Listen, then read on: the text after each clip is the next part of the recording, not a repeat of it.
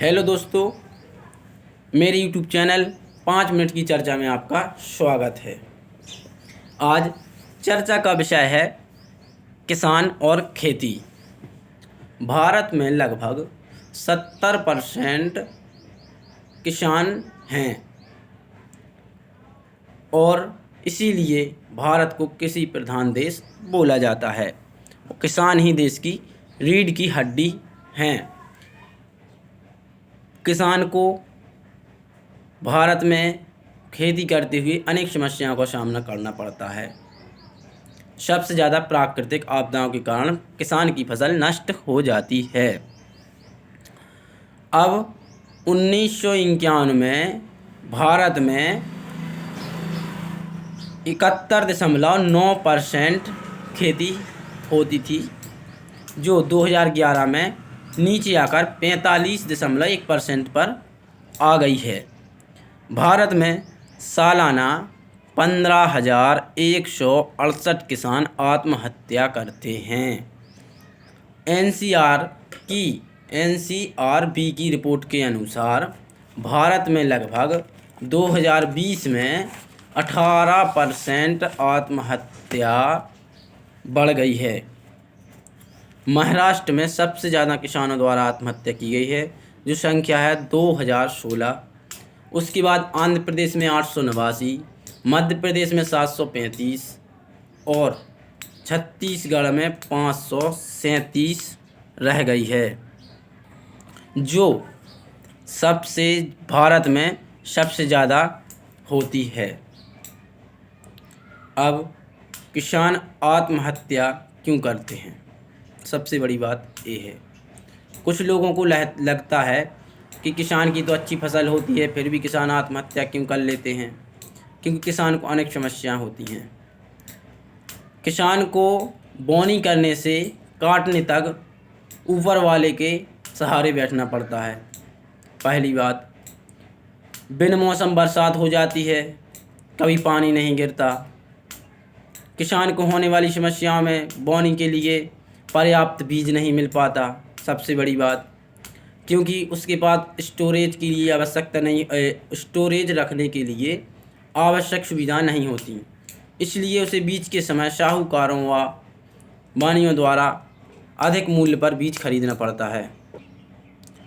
उसके बाद खाद के लिए दर दर भटकना पड़ता है, उसके बाद दवाई के लिए, उसके बाद पानी के लिए। क्योंकि जो पानी की सुविधाएं होती हैं वो 10 हेक्टेयर से ऊपर वाले किसानों के पास पर्याप्त होती है, और सीमांत किसान जो 2-1 हेक्टेयर से कम की भूमि होती है उन्हें पानी की कमी रहती है। उनको सिंचित करने के लिए पानी कम मिलता है, क्योंकि सिंचाई करने के लिए उनके पास पर्याप्त साधन नहीं रहते हैं। जैसे तैसे फसल पककर तैयार होती है, जैसे कि अभी किसान की फसल पककर तैयार हो चुकी है, लेकिन 2-3 दिन के अंतर से ही अभी कहीं कहीं ओलावृष्टि हुई है, जिसके कारण किसान की सारी फसल नष्ट हो चुकी है। दूसरी, कहीं कहीं बिजली के फाल्ट बनते हैं, कहीं कहीं किसी व्यक्ति द्वारा बीड़ी पीकर उसकी तीली को फेंक दिया जाता है, तो कहीं कहीं आग लग जाती है, जिससे भी फसल नष्ट हो जाती है। अब किसान के पास आत्महत्या के अलावा कोई दूसरा उपाय नहीं रहता है, क्योंकि वो बोनी से लेकर फसल पकने तक कर्ज लेता रहता है। अब उसे कर्ज देना भी पड़ता है। जो कर्ज होता है वो गांव के साहूकारों द्वारा व जो लाला रहते हैं उनके द्वारा दिया जाता है, वो उसका ब्याज अधिक रहता है। यदि अब किसान सोचे कि चलो भाई फसल नष्ट हो गई है, अब बैंक जो कर्ज देना है साहूकारों को, बैंक से अपनी ज़मीन पर लोन ले लेते हैं, क्योंकि बैंक का ब्याज बहुत कम होता है, तो किसान को बैंक के चक्कर काटते रहता है, उसे लोन प्राप्त नहीं होता है। क्योंकि बैंक किसानों के लिए सीधे लोन बहुत कम देता है। लोन लेने के लिए किसान को किसी न किसी दलाल का सहारा लेना पड़ता है, जिससे उसको यदि 1 लाख रुपए लोन मिलता भी है किसान को तो उसमें से 20 से 30 हज़ार रुपये उसको दलाल को देने पड़ते हैं, उसका खर्च हो जाता है। यदि किसान 1 लाख रुपये लोन लेता है और उसे 70 हज़ार रुपये मिलते हैं और चुकाने के लिए 1 लाख रुपये हैं, तो किसान को कोई फ़ायदा नहीं होता।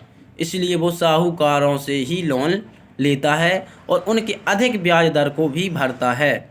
यदि भारत सरकार और बैंक अच्छी रणनीति बनाएं और किसानों को डायरेक्ट लोन मुहैया कराएं, तो किसानों की आत्महत्याओं में कुछ कमी होगी। और जो किसानों की फसल नष्ट हुई है, मैं मीडिया वालों से कहना चाहता हूं, कृपया कर उद्योगपतियों और नेताओं की चापलूसी बंद करें, किसान को भी थोड़ा दिखाएं। किसान कितनी आत्महत्या करते हैं आप कुछ नहीं दिखाते हैं, सिवाय मीडिया कर्मी केवल उद्योगपतियों, बड़े आदमियों और नेताओं की जानकारी ही देते हैं। कभी एक किसान के बारे में पूछिए, उसका भी इंटरव्यू लीजिए, वो बताएगा आपको खेती करने में कितनी समस्याएं उत्पन्न होती हैं। किसी किसान को एक बार टीवी पर लाकर तो देखिए। आप केवल नेताओं का और बड़े आदमियों, उद्योगपतियों का ही इंटरव्यू लेते हैं। कभी एक किसान को उठाकर देखिए, उसकी बात सुनिए और उसकी बात को दिखाइए, वो आपको बताएगा कि बारीक से बारीक कितनी समस्याएं किसान को होती हैं। आज का टॉपिक इतना ही है दोस्तों। मेरे चैनल को लाइक करें, सब्सक्राइब करें और शेयर करें।